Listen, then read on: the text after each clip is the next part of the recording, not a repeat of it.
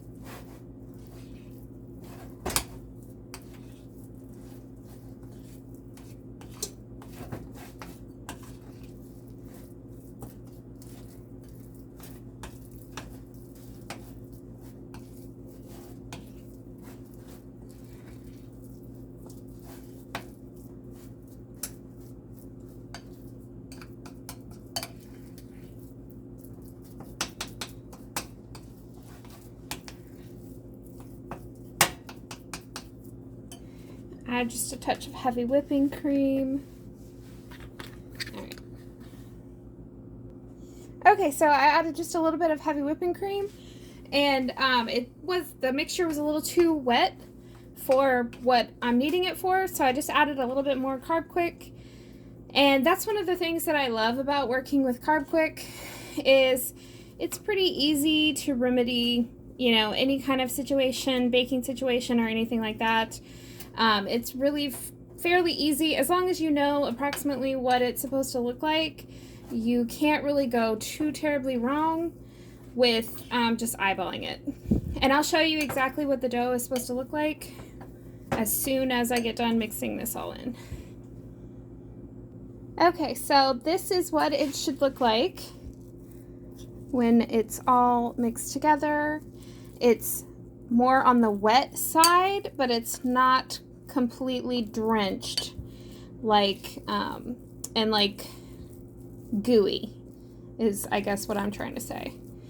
But yeah, it should be to where it's like this, where you can work with the dough, because the next step is going to be to form it into the pastry pattern, which is basically like a rectangle. So I will get started with doing that. And how I usually do it is I just go with clean hands and just kind of pat it out to the shape that I'm wanting it to be in.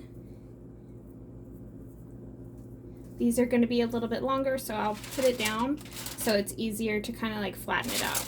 I just wanted y'all to see approximately what it's looking like, how it's working with you, etc., etc.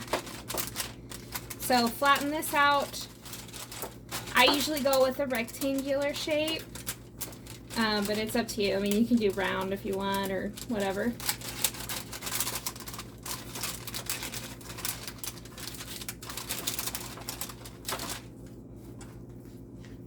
Just make sure all of it is like smushed together, and I should be able to lift this up so I can show you approximately how thick it should be. Again, that's up to your preference. I try to make it a little bit on the thinner side to be more like a traditional kind of like toaster pastry, but you can definitely make it thicker. There's one company, I can't remember which company it is, they make a pre-made low-carb like toaster pastry, and theirs are on the thicker side, like cake almost.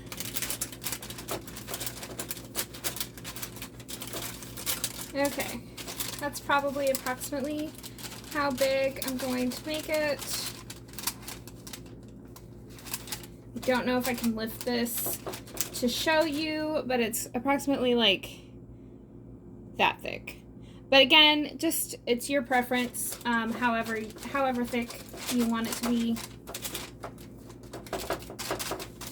Can't go too wrong. And then the next step is with the jam, so let me go get a spoon to work with that, and I'll show you what I do with that.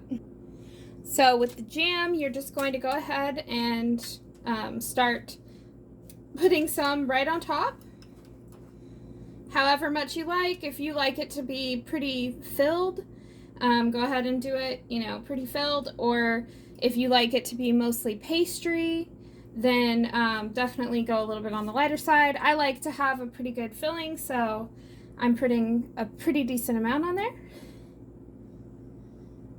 Okay, and then after that, you're just going to create a top piece for this and place it right down. I'll show you after I've finished. And since it can be a little bit difficult to work with, what I'm going to do is I'm going to make half of the top, get that all like smushed together, and then just place that right on top. And I'll be smushing the sides down in just a minute.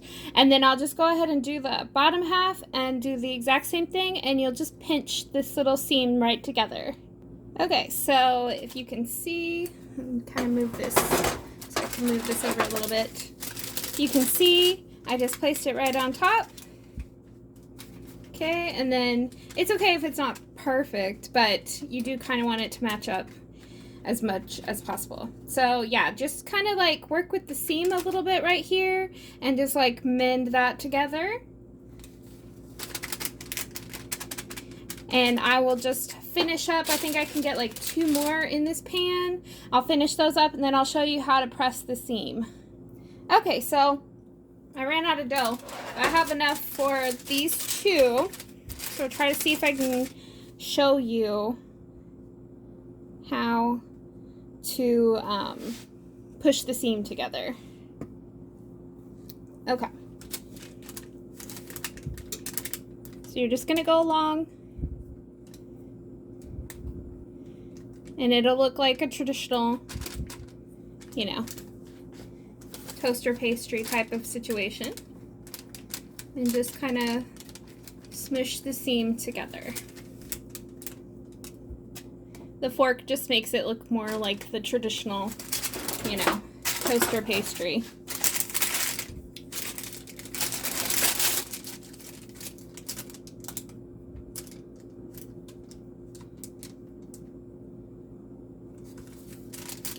And then finish it up. Again, it does not have to be perfect.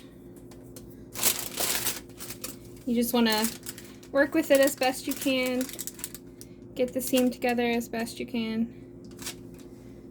And just like that. And then do the same with the other one.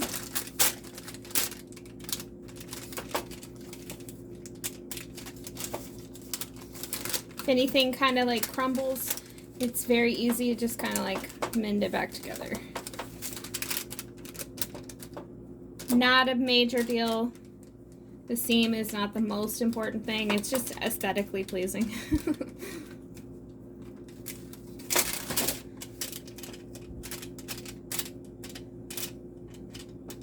Okay, so once that's done, I've got the oven set to 350, so I'm just going to throw those in there.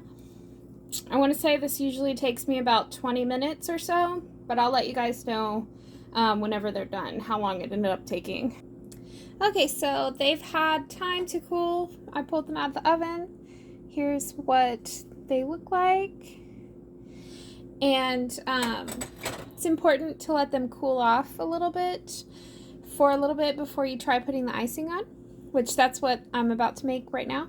I'm just going to make a simple white icing to go on top. So I have some of the confectioner's Swerve. I'm just going to pour some of that in here.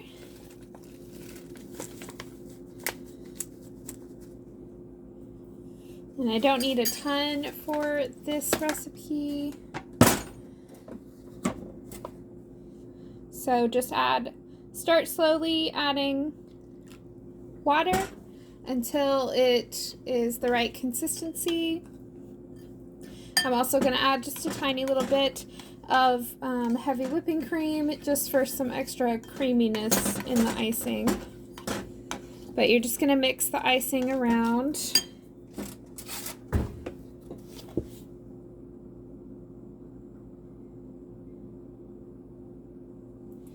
Not too much.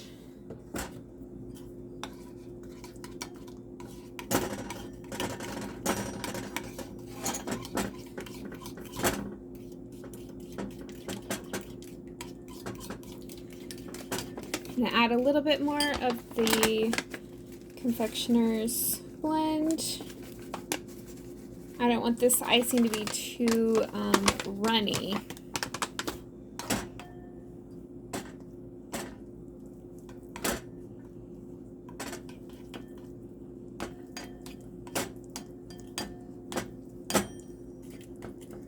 Just blend this all up until there's no more lumps. Kind of get up close so you can see about how thick it is. That's about right. Again, you want to make sure that you let the pastries cool off a little bit before you put the icing on, because otherwise it's just going to kind of like melt right off. And then you're just going to drizzle the icing right on top.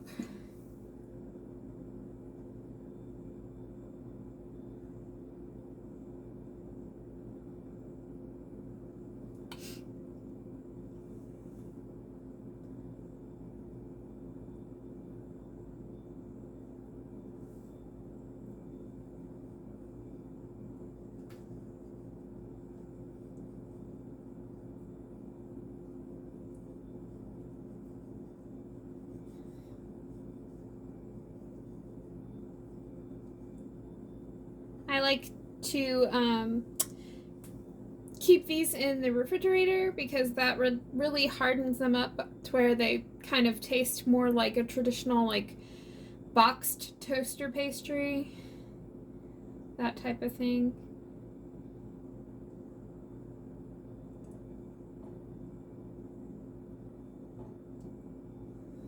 All right, and here is the final product. Pretty simple, not really too complicated to make. You just do need a few key ingredients, but definitely comes in handy whenever you have that craving and you don't want to eat, junk like regular toaster pastries. This is a great alternative. All right, so you guys comment down below if you've tried this and let me know what you think. And also, feel free to let me know any other recipes you might be interested in, having me try out to see the results, etc., etc. And of course, as always, please be sure to like, share, comment, and subscribe, and hit the bell notification so you're notified whenever I upload more videos just like these. I've got quite a few things coming up, both for Thanksgiving foods and then just for several different things in general. So, all right, thanks guys. Have a great one.